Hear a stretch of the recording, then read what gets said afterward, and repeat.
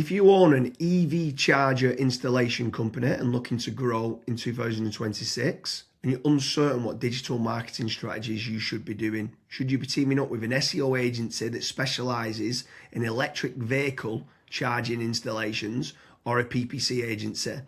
These are all questions we get asked from the community. But Kasra, before getting started of spending any money on marketing, what bit of advice would you give to a business owner who owns an EV charger installation business? So for EV charger installers, the number one piece of advice that I would be looking at is setting up some KPIs. You want to figure out how much money you're spending, what the profitability of all of your digital marketing looks like, where the leads are also coming from as well. Once you have those figures in place, you can double down on certain campaigns or you can switch certain campaigns off. So James, what would be some digital marketing strategies that you would recommend for EV charger installers? So step number one for me has got to be branding or brand SEO and making certain that you're looking good online, you've got a strong reputation. I think everything needs to start, the foundations need to start with a positive kind of brand SERP of who you are and what you do. So a SERP stands for search engine results page, and getting that branding right across the board then can lead on to other things of what you can be doing. It will improve your conversion rate on paid ads or social media. Any leads that you get in, the conversion rate would be good. If at the 11th hour, they're going to decide who you're going to go with, branding, I think, becomes very, very important. So I'd say that's the first thing that people need to get right for all digital marketing strategies. My next strategy is going to be AI visibility. I feel like more and more companies are actually looking into this. So what does ChatGPT, Claude, Gemini, Grok, Perplexity say about your brand or about your business? Is it a positive thing or is it a negative thing? And also trying to figure out what it says about your competitors as well. And obviously trying to improve that's really important. Some people call it AI SEO, some people call it GEO, some people call it LLM optimization. But this is going to be a big thing in 2026 and also in the years to come as well. Yeah, I think that's a huge strategy that people need to be looking at with regards to artificial intelligence. More and more people are obviously using AI. The next one for me is filling in the form at FatRank or Promo SEO, which do a commission-based lead generation service for UK companies looking to grow. I think it's important to be looking at your own digital marketing efforts to generate your own leads, but also if you can use some freelancers and outsource some as well, you've got that diversification of leads. So head on over to fatrank.com, fill in the form and see whether they can help you with a no-risk supply of inquiries. Promise you'll also do a very similar performance-based lead generation service as well that you might want to fill in the form with there, and just double check whether you can go and get a third-party lead generation company to top up and start generating you some leads for your business to grow in 2026.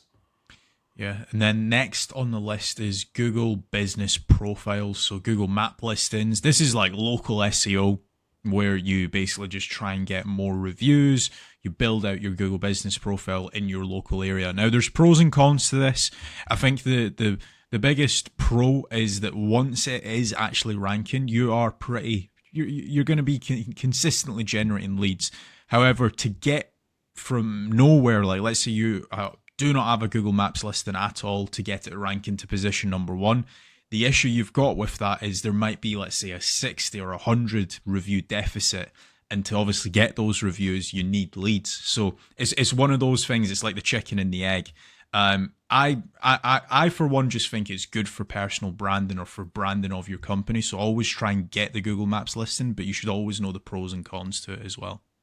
Yeah, for certain. If you're in a local area, you want to try and get those local maps listing. For me, you need to be omni-channel and omnipresent. Yeah. I think the next part is SEO in general, so organic SEO. Can you be building up your website to try and get your website ranking better? If you are in local area, you might want to do your service with the area of where you cover. So like plumbing in Manchester, create a page for that. Hopefully then share that on the Google Business Profile of what you mentioned. But trying to get organic rankings, the amount of search volume that people are out there searching for different services of what you do, or it could be some blog posts that you could be doing as well. There's different strategies on there that you can be doing, but ideally you want good quality content, build up topical authority, and try and get some third-party backlinks to power up the site to get those organic SEO rankings. I think that's another big part that you need to be doing as part of your digital marketing strategies in 2026. Yeah, and then the next one, which kind of ties back to what you were saying before, James, is obviously organic social media. Now, organic social media, I think it's more of a numbers game. So try to create good content that your audience would actually view.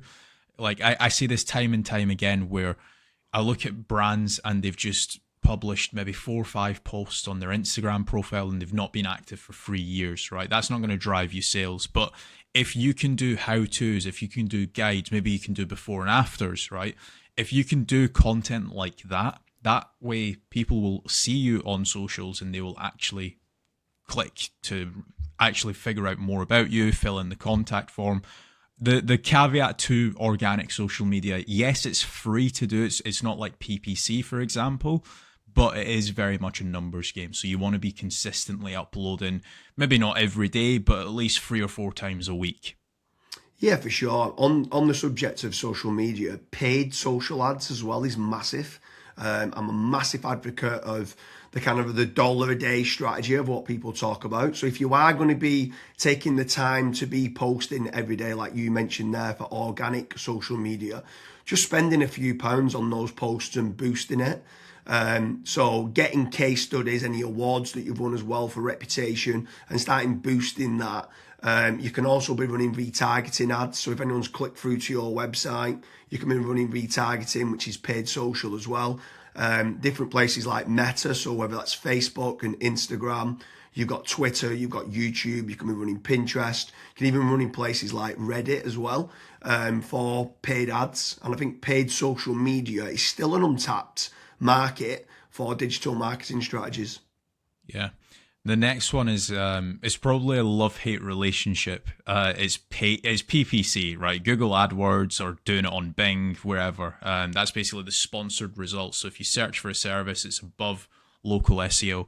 Now, I have spoken, and both myself and James, we've both spoken to so many business owners that are either they've spent 10, 15, 20,000 pound on it, and they've not had a single result, or they might have had a few leads and it's just not been of quality. Or you've got other guys that have spent hundreds of thousands on it and they're like, it's the best thing that's ever happened to my business. Now, the reason why people are either they absolutely love it or they absolutely hate it is probably down to how it's been set up. Like there's so many different nuances to PPC, like for example, having a really proactive negative keyword list, making certain that you have a set of banned IPs. Like, for example, your competitors could be clicking on your ads, and that's deemed as what's called click fraud. Making certain that you've got a high converting landing page, making certain that you KPI your sales team.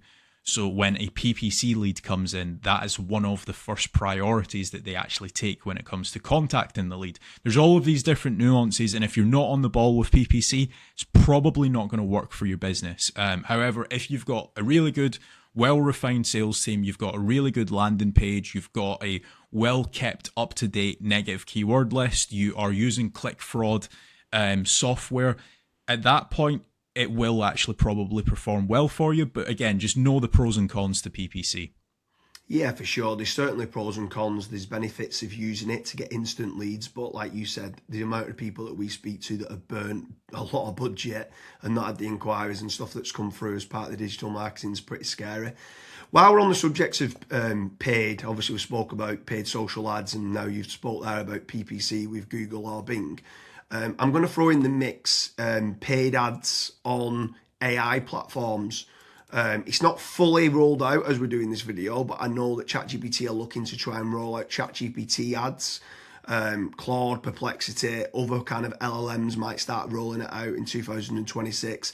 I think if you're one of the early adopters and innovators to get on there, I think you could be getting cheap leads or cheap contact form submissions. So it's something to look out for, of doing paid AI listings and ads. I think that could be something to look out for in 2026.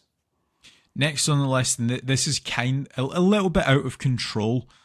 You do obviously have like forums that you can get your brand mentioned in, like for example Reddit and Quora. That very much comes down to the after fact, like where are your customers that you've been dealing with previously, are they actually raving and shouting about you? If they are, then that's a very good resource of getting other people recommending you. So if you can get that, again, it's a little bit out of your control, but asking for reviews, asking for them to recommend you to friends, to people, that can obviously generate you a decent amount of leads and inquiries as well. Yeah, for sure. And the add-on benefits to places like Reddit is that it's getting cited so much now in the AI overviews. So when you spoke there early on about AI visibility, if you can try to get a positive kind of lot of people talking about the products and services of what you do and some reviews on there, it's indirectly then going to help you, or directly actually is going to help you with AI visibility. And then the last one for me is tradesman websites, so like Check a Trade, Bark, or teaming up with a third party lead generation company. Something I would say with all of these practices, Kasra touched on earlier about making certain that you understand your KPIs and your ROAS, return on ad spend. I think it's very important for business owners that are doing any sort of digital marketing to be tracking how much time and effort's being put into, let's say, running organic social media or running paid ads. Everything should have KPIs put in place. And this is exactly the same then with tradesman websites like Check a Trade, Bark, Rated People, My Builder. These could all be amazing platforms to generate leads that could get you a positive return on investment. And if you do, you should continue to be using those platforms. There's certain lead generation companies out there as well that could generate you quite a lot of leads. They could be using organic SEO or PPC or social media ads to generate you those leads. But if they are getting you a positive return on investment, again, I'm all for it as part of your digital marketing strategies. But I just want to repeat one more time with regards to FatRank and Promo SEO. They do lead generation and they guarantee a return on investment. It's a commission-based lead generation service or performance-based lead generation service. So make sure you head on over there, fill in the form. That could just be one part of generating leads of many. You should be trying to generate your own. You should never have a single point of failure, and you should be trying to get that diversification. But make sure you head on over to Promo SEO or FatRank lead generation service as part of your digital marketing efforts in 2026. Thank you very much, Kasra.